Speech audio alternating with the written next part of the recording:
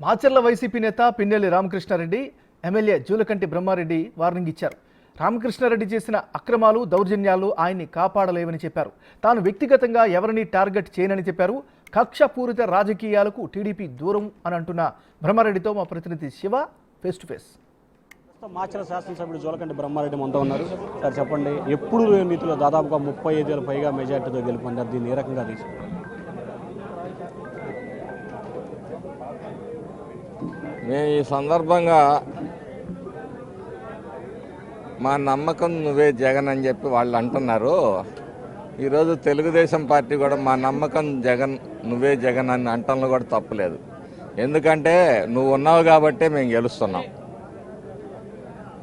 అంటే నీ అరాచక పాలన పట్ల ప్రజలు విసిగి వేసారిపోయారు.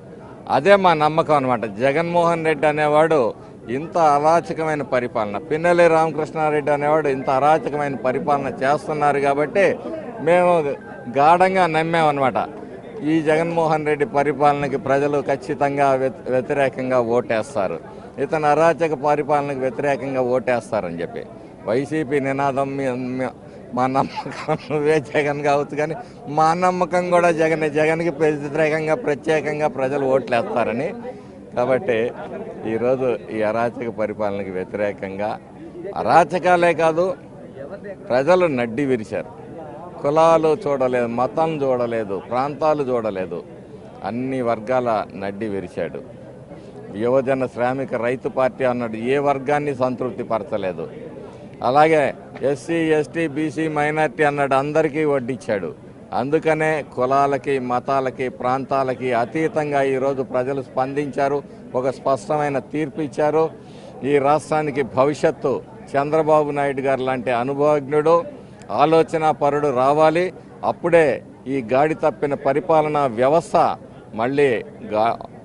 మళ్ళీ ఒక పట్టాలు ఎక్కుతుంది. మా ఈ రాష్ట్రానికి మా బిడ్డలకి భవిష్యత్తు ఉంటుంది అని చెప్పేసి ప్రజలు నమ్మారు. కాబట్టే ఈరోజు ఈ అరాచక పరిపాలనకి వ్యతిరేకంగా ప్రజలు ఒక ఉప్పెనలాగా మరి వైసీపీ పార్టీని ఓడించి తెలుగుదేశం పార్టీకి అలాగే మిత్ర పక్షాల కూటమికి మరి పట్టం కట్టారు అని చెప్పంటే ప్రజలు అద్భుతమైన ఆలోచన చేశారు. ఈరోజు నిజంగా ఈరోజు ప్రజల్ని అభినందించాలి. ప్రజలు డబ్బులకి అమ్ముడుపోతారో లేకపోతే పథకాలకు లొంగిపోతారని కాదు, వాళ్ళ భవిష్యత్తు గురించి ఈరోజు ప్రజలు ఆలోచిస్తున్నారని చెప్పి ఈ ఎన్నికలు రుజువు చేస్తూ ఉన్నాయి అన్నమాట. సార్, గతంలో మీరు ఇదే బిగ్ టీవీతో మాట్లాడుతూ మాచర్ల అంటే చంబల్లోయ తాలిబాన్ రాజ్యం అంటున్నారు. సో మీ నేతృత్వంలో మాచర్ల ఎలా ఉండబోతా ఉంది? ఖచ్చితంగా అరాచకాలను అణిచివేస్తాం, ఇందులో మాత్రం ఎటువంటి సందేహం లేదు. అది అయితే చట్టపరంగానే చేస్తాం. ఎవరైతే ప్రభుత్వ ఆస్తుల్ని దోచుకున్నారో, ప్రజల ఆస్తుల్ని దోచుకున్నారో వాటన్నిటి మీద కూడా చర్యలు తీసుకుంటాం.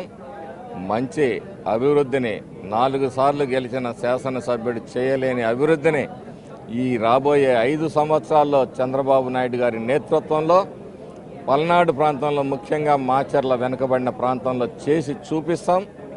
ఆ తర్వాతనే మళ్ళీ వరికపూడిసెల ప్రాజెక్ట్ లాంటిది చేసిన తర్వాతనే ఎన్నికల్లో మళ్ళీ ఓటు అడుగుతాను, లేకపోతే శాశ్వతంగా రాజకీయాల నుంచి తప్పుకుంటాను. జీవితంలో ఎప్పుడు కూడా రాజకీయాల గురించి మాట్లాడను. సార్, ఫైనల్గా సో పల్నాడులో ఒక డిఫరెంట్, మీరు గతంలో రాజకీయాలు చూసారు, ఫ్యాక్షన్ తరహా.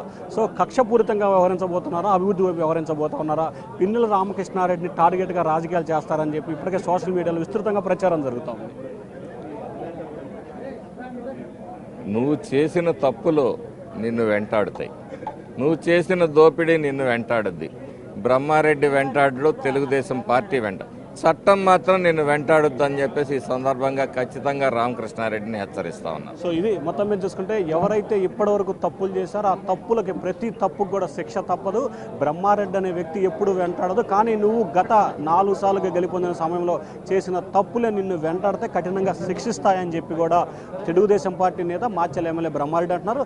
అలాగే మరొక అంశం, ఏదైతే మాచర్ల నియోజకవర్గానికి సంబంధించి వరికపూడిసెల ప్రాజెక్టు పూర్తి చేస్తేనే 2029లో ఓటు అడుగుతానని చెప్పి బ్రహ్మారెడ్డి బిగ్ టీవీ సాక్షి చెప్తున్నారు. Vote studio.